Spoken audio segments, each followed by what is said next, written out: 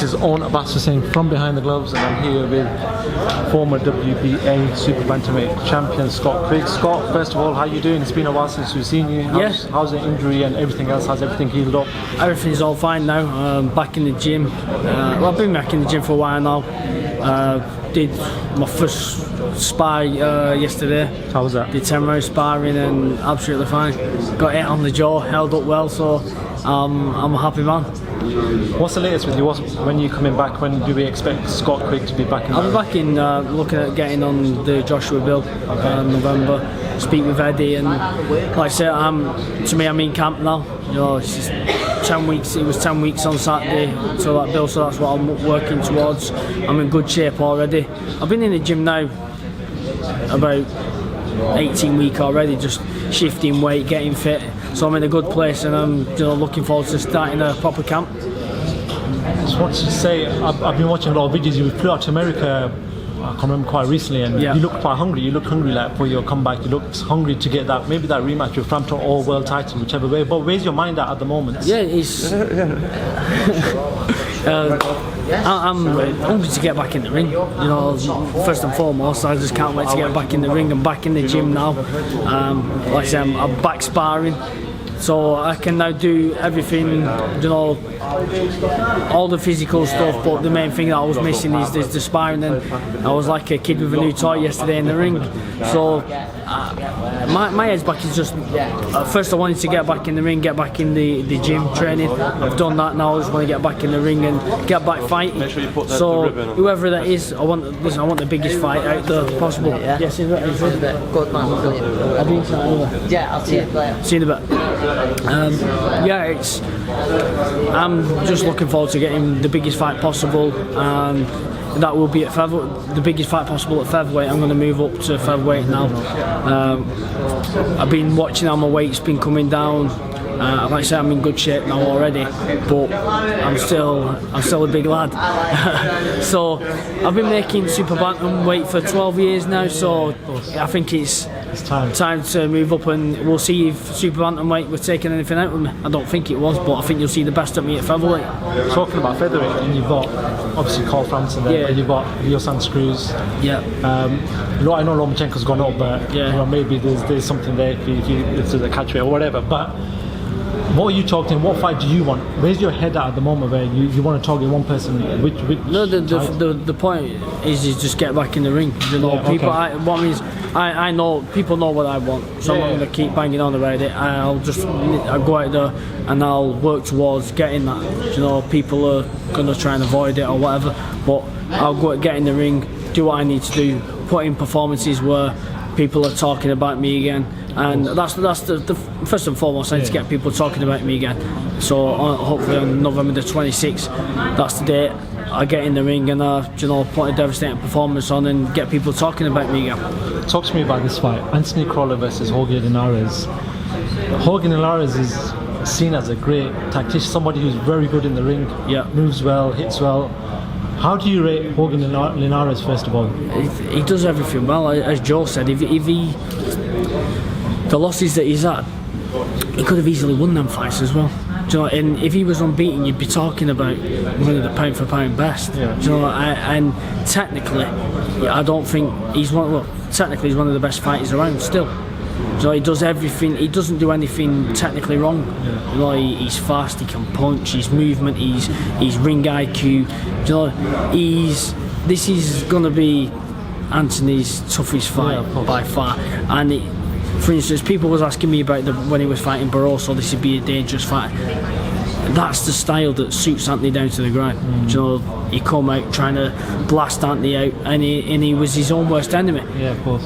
Linares is going to come out, he's going to try and box. You know, where Anthony's got to be very careful is any mistake Anthony makes, he will be punished.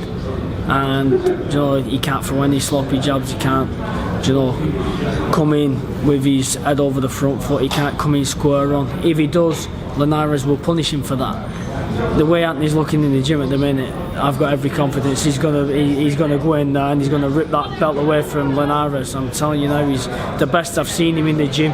All the flaws that you would have seen in previous fights are not there. Now he's just got to take that form from what he's been doing in the gym into the ring, and I'm telling you now, he's definitely going to come away with a win. How much credit is this to Anthony? I spoke to him before and he goes, I don't need the credit. These fights are not by him getting credit, but as somebody who watches boxing from the outside, when the best fight the best, you have to give credit regardless of situation. For Anthony Crawler, I think the boxing crowd give him credit because he's fought, but also he was an underdog, he beat him, and the tactics were bang on. Perez, he fought twice. Personally, should have won the first fight. Now he's fighting the best. It goes back to when he got writ off, against Al Hamidi. He got beat off him. He got beat off Derry Matthews. Come back, beat Gavin Rees. He was the underdog there. His resume that people who he's fought, he's very, very good. Do you know what I mean? And then obviously Perez. But also, he doesn't duck anyone, and where Anthony means he doesn't need the credit, he doesn't do it for that. He does it for the love of boxing. He loves to fight. He loves to, walk out in that Manchester arena. You want them arenas full, and the only way you do that is by fighting the best. And that's why Anthony does it, not because he wants credit for fighting the best. He wants it because he wants to prove to himself and to see how good he is himself. And this is just another night the arena's going to be bouncing before the fight, and it'll be absolutely erupting after the fight when his hands raised. I just want to talk about another one of your partners in the gym is Liam Smith. He's come off a loss to Canelo, but what did you take from that fight about Liam's loss and how he conducted himself in the ring? Well, it was, he didn't get embarrassed, he didn't get made to look stupid. He deserved and showed he belonged in there. He had success in the fight.